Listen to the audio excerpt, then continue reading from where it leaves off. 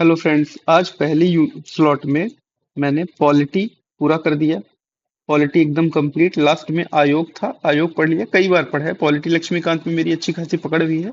तो पॉलिटी में है ही क्या, कुछ नहीं है, वही मुख्यमंत्री, गवर्नर, इन सब के कार्य क्या होते हैं, मंत्रिपरिषद कौन सेलेक्ट करता है। कुछ आर्टिकल्स हैं जो एमपीपीएससी पूछ लेता है कई बार, जैसे गवर्नर से रिलेटेड जितने आर्टिकल हैं, चीफ मिन सीएम से रिलेटेड जैसे एक ही आर्टिकल है या दो आर्टिकल आप कह लीजिए, 163 164, इन पे क्वेश्चन बन जाते हैं।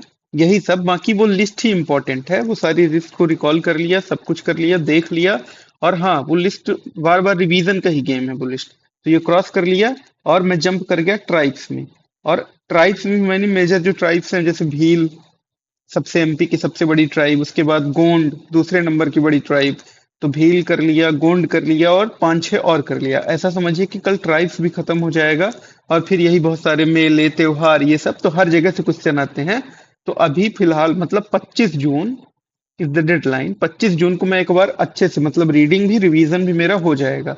फिर 26 से लेके 30 जून तक मैंने ऐसा बना लिया है कि 26 से लेके 30 जून तक मैं एक बार फिर से रिवीजन करूंगा। और 1 जून से जिससे मैं मॉक लगा पाऊँ। मॉक का मतलब प्रीवियस ईयर पेपर के मॉक, रैंडम मॉक्स नहीं, पहले सारे ऐसे क्वेश्चन कवर करूंगा जो एमपीपीएससी ने कभी न कभी पूछा है किसी न किसी एग्जाम में, एमपीजीके से रिलेटेड, आईसीटी से रिलेटेड, बस। और स्लॉट टू में आज मैंने अच्छे से ग्रोथ एंड डेवलपमेंट कंप्लीट कर लिया। ग्रोथ एंड डेवलपमेंट कंप्लीटेड, पूरे तरीके से ग्रोथ एंड डेवलपमेंट को कंप्लीट कर लिया विद रिवीजन।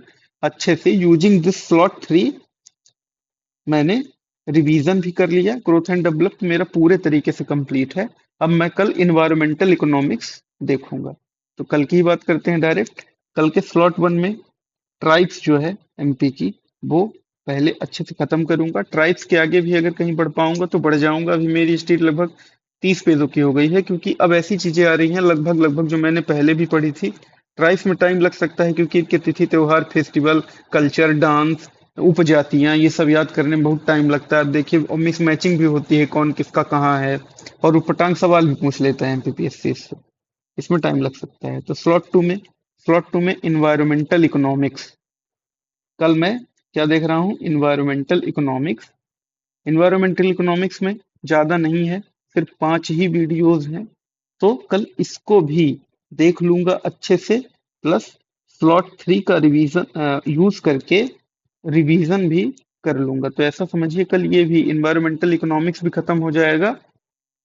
तो ये प्रिपरेशन मेरी चल रही है। 9th यूनिट है, इसके बाद सिर्फ एक ही यूनिट बचेगी, इंडियन इकोनॉमी की यूनिट। उसमें भी 6 ही वीडियोस हैं, क्योंकि मैम का कहना है that things are current affair oriented only. तो we will focus on economic survey, budget more to cover that things.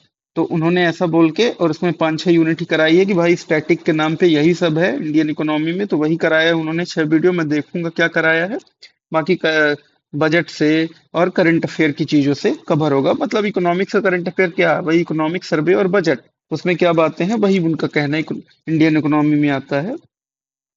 आप भी प्रिपरेशन अच्छी करिए। अब तो भाई फॉर्म भी भरा गए हैं, पेपर भी ऑन टाइम होगा। और टाइम धीरे धीरे जा रहा है तो कॉन्फिडेंस लूज होता है, पर फिर भी बने रहना है, तैयारी पे अपने लगे रहना है। कॉन्फिडेंस कितना भी लूज हो, अगले दिन का शेड्यूल नहीं बिगाड़ना है।